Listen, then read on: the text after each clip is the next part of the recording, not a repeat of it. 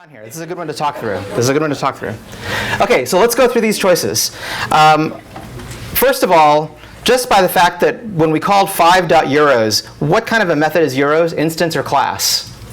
It's an instance method, right? We're calling it on an instance of fixnum. And remember how we defined the method? All it does is multiply the number by something. So what kind of thing do we get back from the euros method?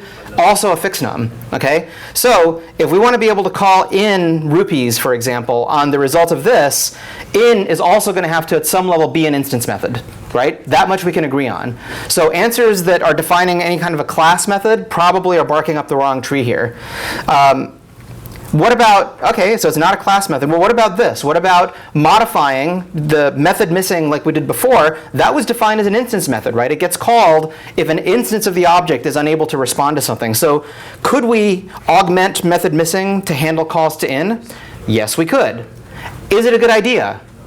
Not necessarily, right? Because in the previous example, the motivation for things like doing currencies is it gives us a general way to handle a lot of different method calls that really all do the same thing. They're just multiplying something by a number. So it's much more compact. Instead of defining 20 methods for 20 different currencies, we just use method missing to handle it in a much more compact way. But this is a much simpler thing we're trying to do. We're just trying to define one new method called in that is sent to a fixnum and will cause the conversion to happen in ways that we haven't determined yet.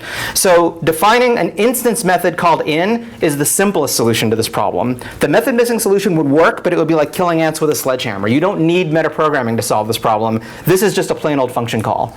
So part of the reason to have this exercise in here is, again, just because you have these powerful mechanisms available doesn't mean you always have to use them. In fact, you should do the simplest thing that could possibly work. Remember, that's one of the mottos of extreme programming. And in this case, a plain old instance method will do absolutely fine.